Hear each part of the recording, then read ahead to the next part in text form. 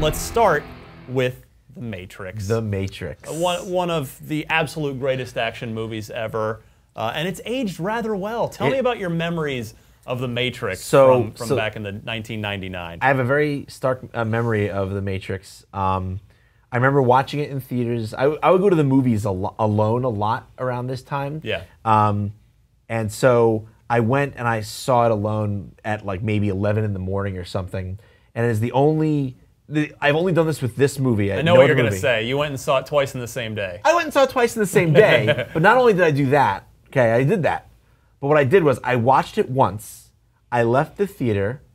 I went to a payphone in the theater because, ladies and gentlemen, this was the age of the payphone. Yeah. Okay? I went to the payphone and I got on the phone. I was like, Dad, you need to get down here now and watch this movie. And my dad came down there and watched it with me. And I remember audibly, like he had a Keanu Reeves moment watching it. Whoa.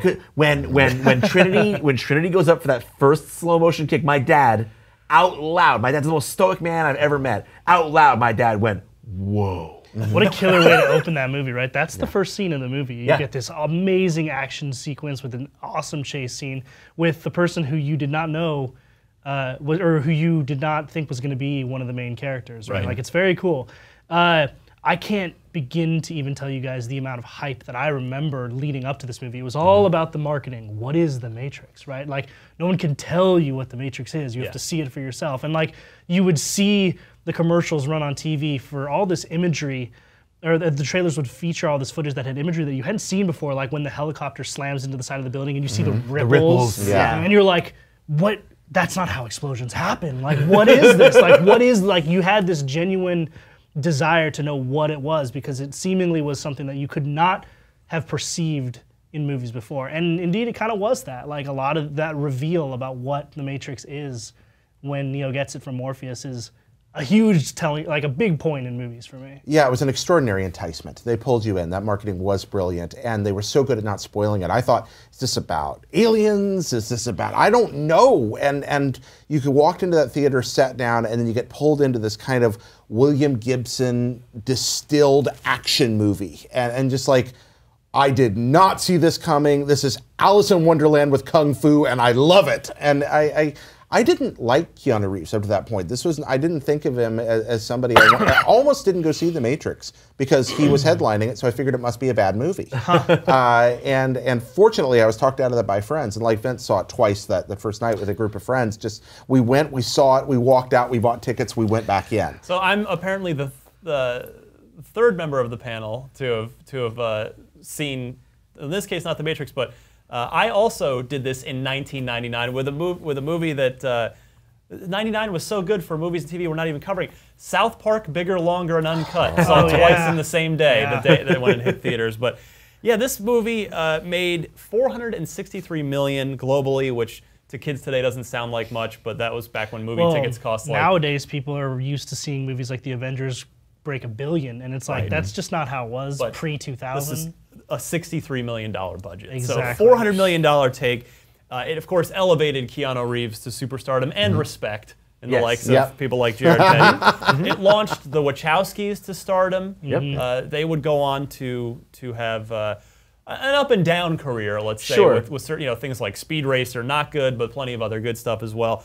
And the real thing I think a lot of people don't remember, or maybe are too young to realize, is The Matrix was kind of the killer app for the DVD. That was the movie you had to have on DVD to get the digital picture and sound and get the the full home experience. I bought a copy of The Matrix with my first DVD player. I still have my copy. Yeah, I do too. In the paper sleeve with the plastic snap. Yep, that was the justification. Now you sat there and you went, well, this is what I'm going to do with this thing, and that wonderful sequencing, just the incredible choreography, also the way that it combined music and action in ways that we really hadn't seen in American cinema very often before. That sequence in the bottom floor of the military building, the one that you think of, I think, whenever you think of the movie, just sitting there stunned, like you said earlier, that whoa. I think that resonates with us because that's what we were all feeling over and over again. And I wanted to touch on something you just brought up with that Western mentality. Like, it's very Eastern influence, although it's a Western movie. It did something that a lot of martial arts movies that had been made in the Americas didn't do before, even though this is Australian produced. Just minor note. Choreographed by Master Wu Ping, I believe is his name. I believe you have that correct. Yeah.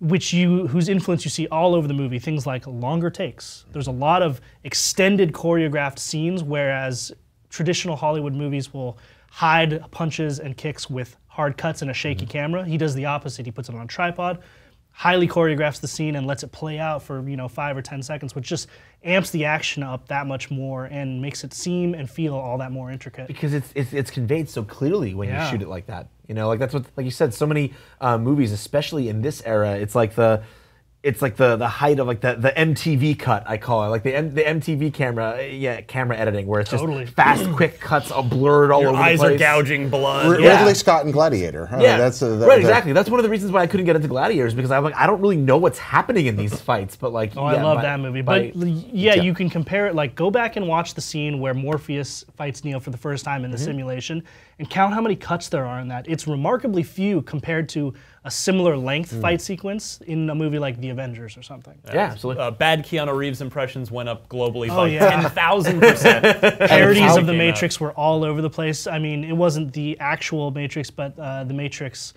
Revolutions, where Will Ferrell at the MTV Video Awards. Like, The Matrix it established this culture, this pop culture reference that was so timeless that we're still talking about.